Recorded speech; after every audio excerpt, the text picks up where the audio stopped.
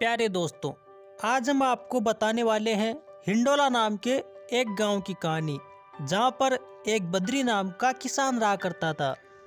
बद्री रोजाना जंगल में भैंसें चराने के लिए जाता था और हमेशा अपने साथ में एक सारंगी रखता था।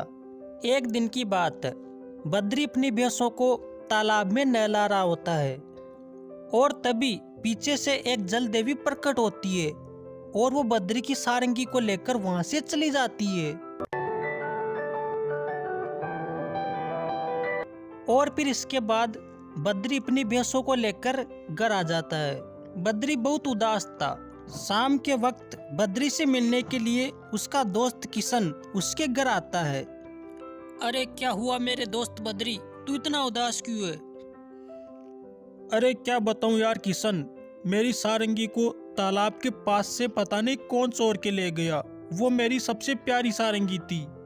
और फिर इसके बाद किशन उस तालाब के पास जाता है और वहां जाके वो उस जल देवी को पुकारता है। जल देवी, ओ जल देवी, जल्दी से बाहर आओ और मेरे दोस्त की सारंगी मुझे लौटा दो। अरे वत्स, अगर तुम्हें सारंगी चाहिए तो अपने दोस्त बद्री को ही भेजो, मैं बस उसको ही उसकी सारंगी दूंगी। और बस इतना कह के वो जल देवी वापस पानी के अंदर चली जाती है। अभी जल्दी से मैं घर जाकर बद्री को यहाँ पर भेजता हूँ। और फिर इसके बाद में उस तालाब के पास बद्री आता है और वो आके जल देवी को पुकारने लगता है। जल देवी, ओ जल देवी, तुम जल्दी से मुझे मेरी सारंगी लौटा दो। वो मेरी सबसे पसंदीदा सारंगी है। अरे बद्री, अगर तुम्हें सारंगी चाहिए तो तुम्हें इस पानी के अंदर आना पड़ेगा, उसके बाद ही मैं तेरे को सारंगी दे पाऊंगी। ये लो, आ गया मैं तालाब के अंदर। अब तुम मुझे जल्दी से वो सारंगी दे दो। आ जाओ मेरे पीछे पीछे, बद्री जल्दी से मेरे पीछे आ जाओ और ये सारंगी ले लो। ये जल देवी की एक चाल थी जिसको बद्री समझ नहीं पाता है और उसके पीछे पीछे ही चला जाता है। जल देवी, तुम मुझे जल्दी से मेरी सारंगी दे दो। मैं अपनी सारंगी लेकर वापस अपने घर चला जाऊंगा। अरे आओ बद्री, आओ मेरे पीछे पीछे आओ, तुमको मैं ऐसी सारंगियाँ बहुत सारी दे दूंगी।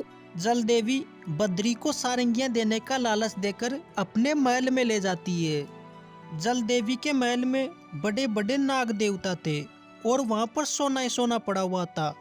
ये सब देख के बद्री आश्चर्यचकित हो जाता है। नाग देवताओं, इनसे मिलो, इनका नाम है बद्री और ये हमारे गांव में एक किसान है। बद्री जल देवी का महल देख के बहुत खुश होता है। जल देवी, आप यहाँ मेरे को क्यों लेकर आई हो?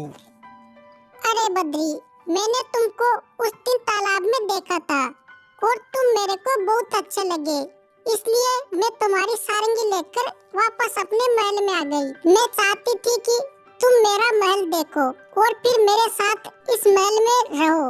अगर तुम्हें पसंद हो तो तुम मेरे साथ इस महल में रह सकते हो।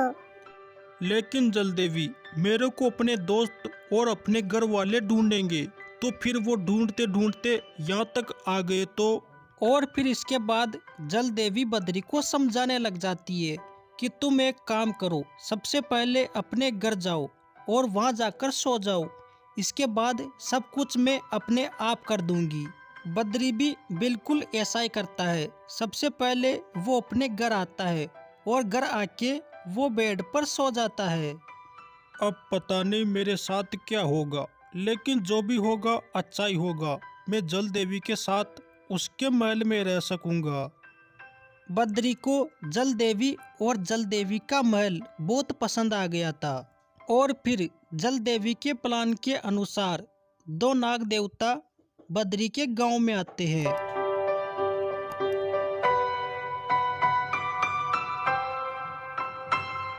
चलो एक काम करता हूँ, जल्दी से बेड पर सो जाता हूँ, क्योंकि जल देवी ने बोला था कि तू अपने घर जाके सो जाना। बद्री जल्दी से बेड पर सो जाता है और इधर बद्री का दोस्त किशन अपनी पत्नी से बतलाने लगता है। अरे सुनो भाग्यवान, आज मेरा दोस्त बद्री तालाब के पास गया है। अब पता नहीं उसको सारंगी मिली होगी या फिर नहीं। सुबह मैं बद्री से जाके पूछूंगा। किशन ये सब बातें करके अपनी पत्नी के साथ सो जाता है। और इधर बद्री के घर वो दोनों नाग देवता आते हैं और बद्री की आत्मा को उसके शरीर से अलग कर लेते हैं और फिर बद्री की आत्मा को वहाँ से लेकर वो सीधा महल में चले जाते हैं। ओए सुनो बद्री, अब आज के बाद तुम्हें कोई भी नहीं ढूंढेगा, क्योंकि दुनिया की नज़र में तुम मर चुके होगे और तुम्हारी आत्मा हमारी जल देवी के पास अपने महल में ये रहेगी। सब बातें करते हुए नाग देवता बद्री की आत्मा को लेकर उसके महल में चले जाते हैं और फिर बद्री जल देवी के साथ में हमेशा के लिए उसके महल में रहने लग जाता है और वो जल देवी से शादी भी कर लेता है।